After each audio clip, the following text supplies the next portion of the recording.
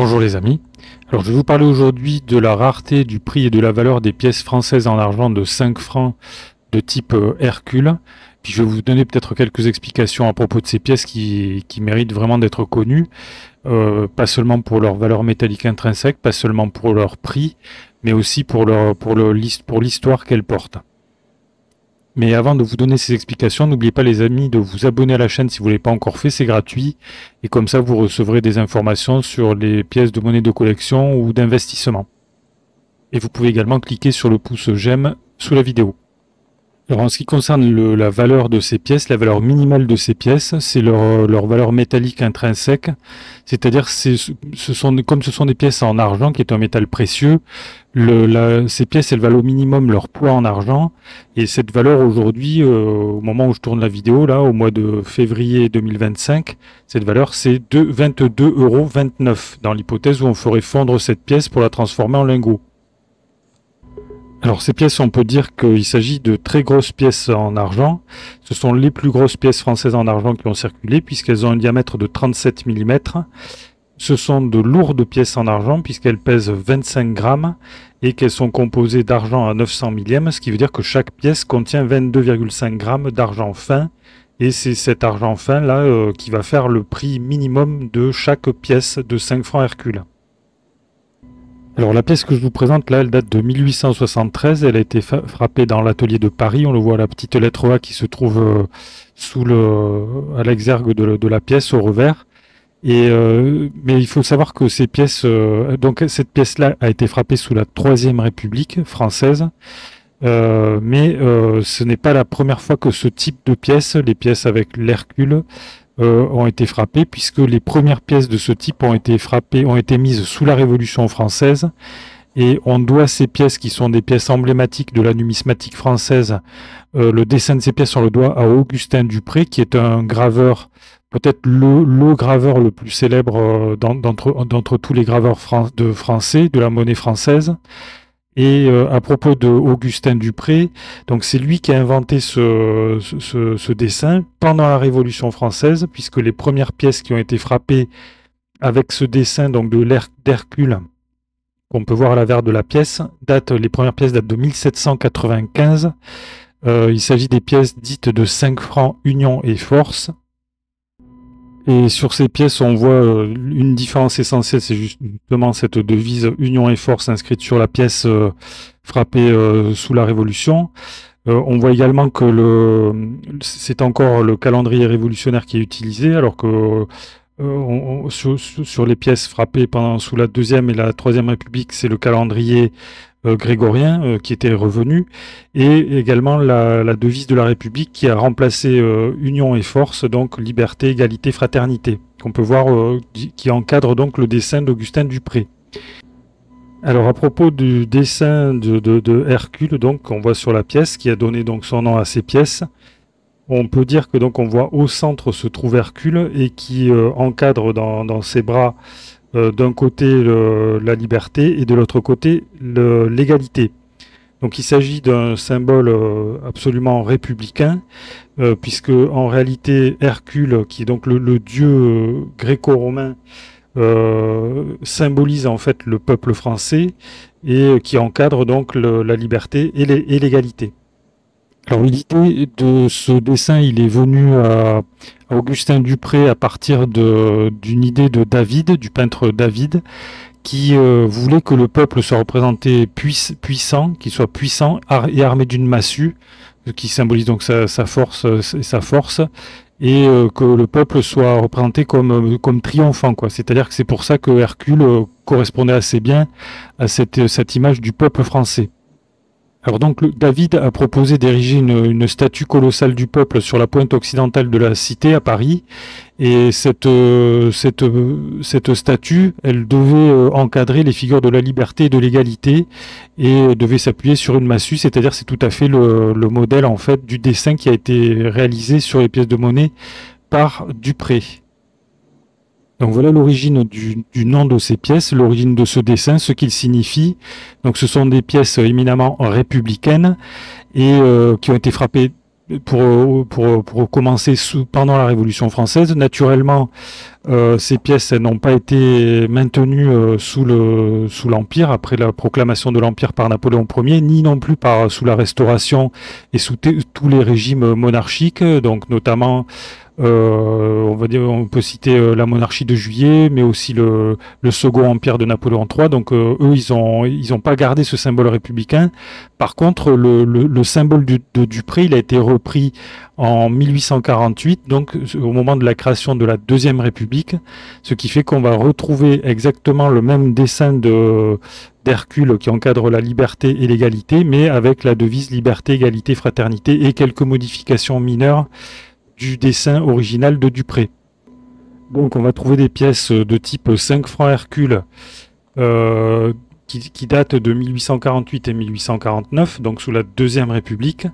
Puis on va trouver des pièces au type de 5 francs Hercule qui datent de 1870 à 1889, c'est-à-dire ce sont des pièces qui ont été frappées sous la Troisième République.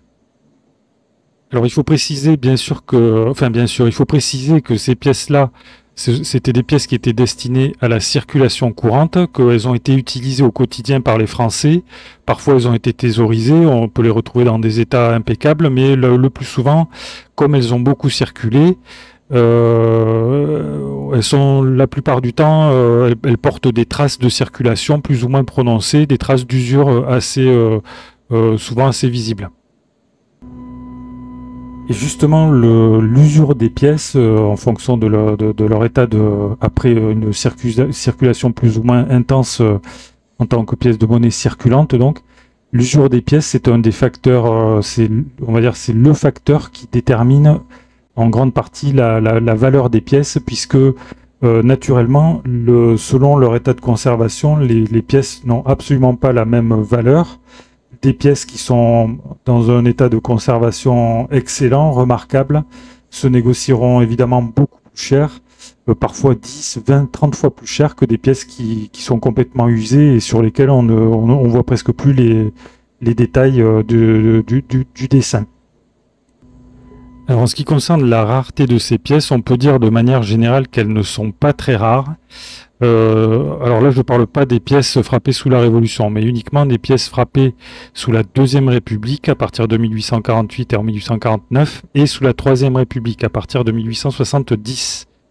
Par exemple, on peut dire que pour les pièces frappées de 5 francs Hercule en argent frappées sous la Deuxième République, il y a un nombre total de pièces fabriquées qui s'élève à 51 911 437 exemplaires. Donc vous voyez que c'est un nombre vraiment énorme, quantité considérable. Si on rapporte ça, si on convertit ça en tonnes d'argent, ça représente 1168 tonnes d'argent monnayé. Vous voyez qu'on ne peut pas parler de pièces rares en ce qui concerne ces pièces de monnaie.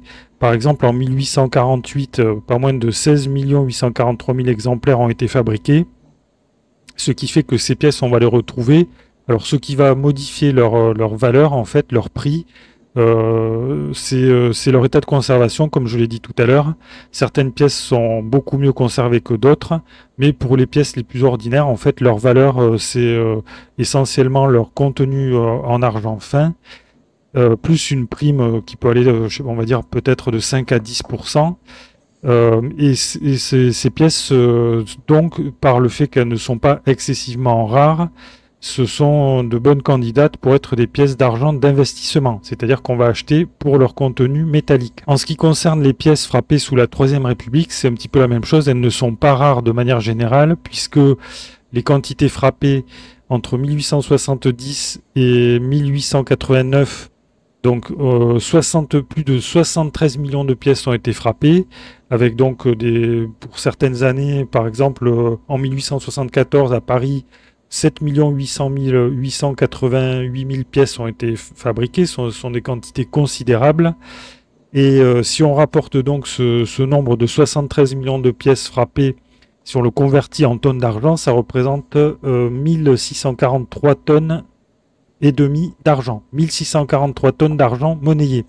Vous voyez que là, on ne peut pas parler de rareté. Donc, même remarque que pour les pièces de la 5 francs Hercule, Deuxième République, ces pièces-là, ce sont de bonnes candidates pour être des pièces d'argent d'investissement. Et bien entendu, si les pièces sont dans un état de conservation exceptionnel, leur valeur métallique intrinsèque est dépassée, et ces pièces ont alors une valeur numismatique, une valeur de collection qui va venir se surimposer à leur valeur métallique intrinsèque, et dans ce cas-là, leur prix pourrait être plus élevé. Et il faut dire aussi qu'il y a quelques années, quelques particularités, quelques années un petit peu à part. Donc par exemple, on a la pièce frappée en 1871 à Paris, donc sous la commune de Paris, qui porte un petit trident pour qui la différencie. Donc cette pièce a été frappée pendant la commune de Paris à 256 410 exemplaires. Elles ont été frappées par Zéphirin Camélina, qui avait repris la frappe alors interrompue. Donc ces pièces tout à fait particulières, qui ont une connotation historique très forte, un intérêt numismatique très important, sont des pièces qui ne se vendent pas pas pour leur valeur métallique intrinsèque, mais surtout pour leur valeur numismatique historique et culturelle, qui est très très importante. Et donc ces pièces-là, évidemment, leur valeur est très très nettement supérieure aux pièces beaucoup plus ordinaires qu'on peut trouver plus facilement.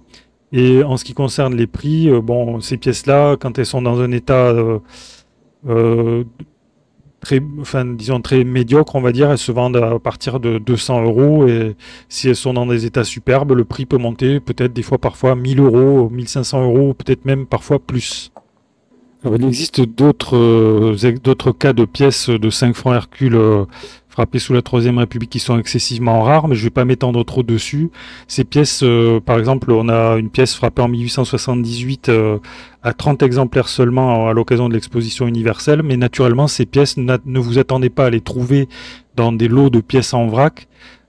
Ces pièces-là, elles ont été conservées très précieusement dans des collections, et on ne peut pas les trouver par hasard, quoi, ça n'existe pas.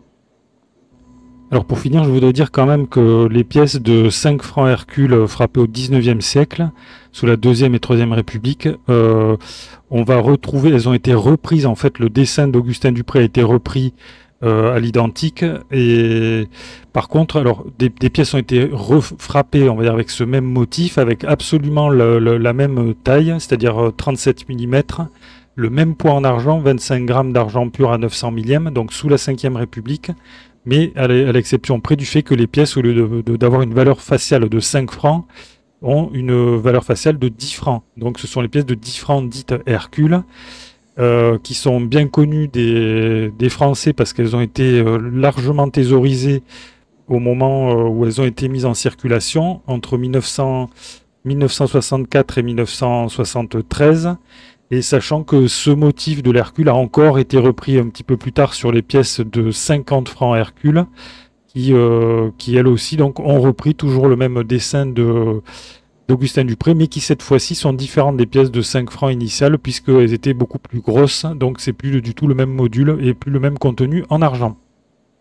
Alors conclusion, vous voyez que ces pièces de 5 francs Hercule, elles sont vraiment intéressantes. De manière générale, elles ne sont pas excessivement rares. Comme je vous l'ai dit, il y en a beaucoup qui ont été frappés.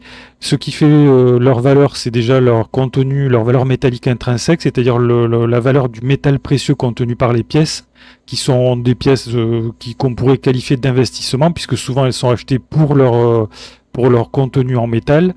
Mais comme je vous l'ai dit, il existe des particularités sur ces pièces.